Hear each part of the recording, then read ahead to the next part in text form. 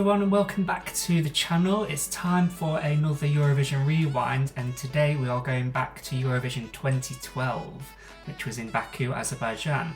So let's load up a video showing the rankings from 42nd to 1st and see what we remember from them.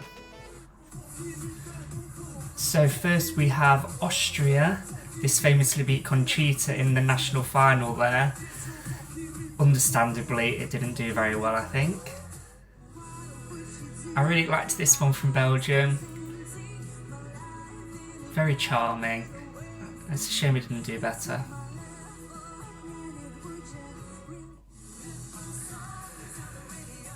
This had a really good revamp. It's a bit of a funny song, but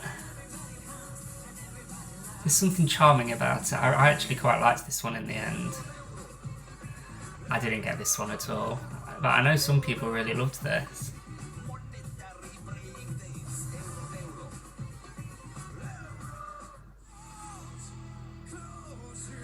Slovakia, which I believe was their last entry to date.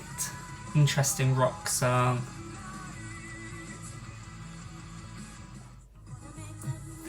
Our first appearance from Valentina. Probably her weakest entry as well, but it was still fun anyway. Now Slovenia, I thought this was going to do really well. I thought it was a cert for top 10 in the final. I just don't understand why this did so badly. A different entry here from Israel. It's quite normal. I quite liked it. It's certainly catchy. Belarus, another rocky entry here. Solid, but understandably didn't get to the final. I liked this one from Netherlands. I wish it qualified.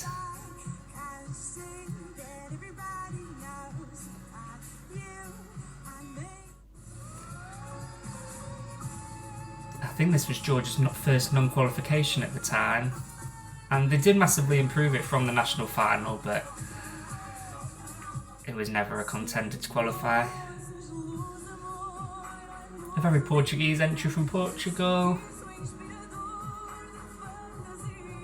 Appreciate the vocals, appreciate the performance. Same with Finland really, you appreciate the quality of the song, but it doesn't quite have that moment to get into the final.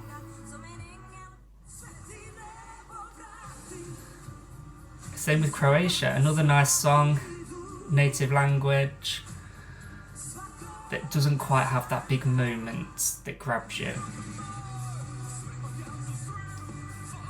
Another rock influence entry here, this time Switzerland. Another solid song. Now Bulgaria, which has become a bit of a fan favourite I think over the years. Very unlucky not to qualify. She certainly gave it her all. Now into the final, and last place was Norway, which was quite surprising I think. I didn't see anything badly wrong with this, I thought it was pretty good.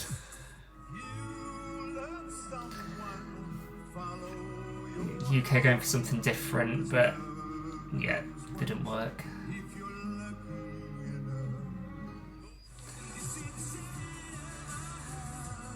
Nice radio friendly song from Hungary. But it did lose its way in the final, understandably. Denmark, one of my favourites. I remember seeing this for the first time in the national final and hoped it would win, and it actually did. It's a shame she didn't go higher in the final, but at least she made it there. Angun from France.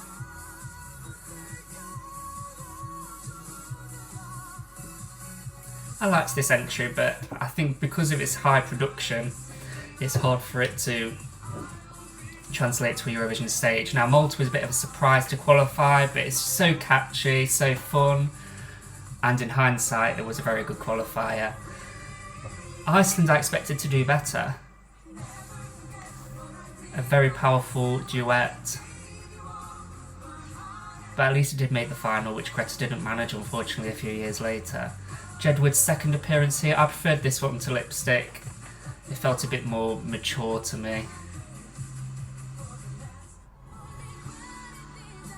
Bosnia and Herzegovina, nice piano ballad. It had its appeal to the Balkan nations who could identify with the lyrics, I'm sure. I love these sorts of songs. Greece, amazing.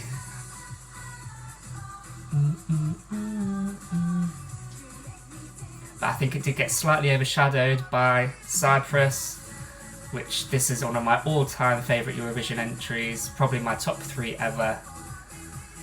It's a shame it didn't do better, but I hope we get to see Evie back at Eurovision again one day. A nice, like a World Cup themed song from Ukraine.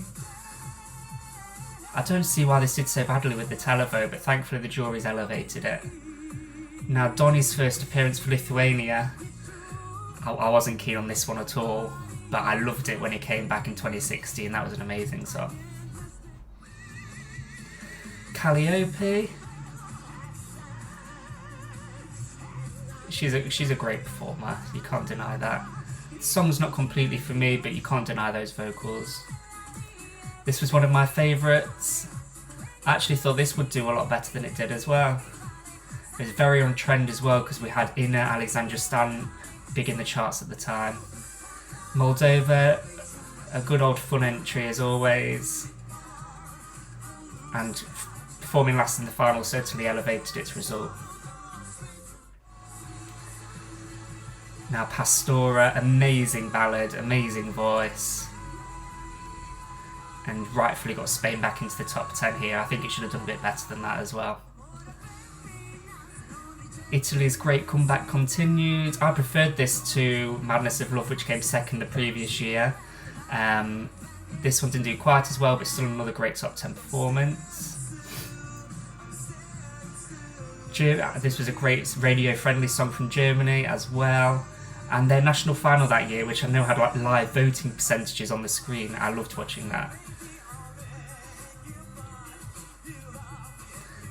Not one of my favourite Turkish entries, but you can see why it appealed to the voters. One of Estonia's best ever entries, fantastic vocals. He really elevates the studio track live, quite incredible.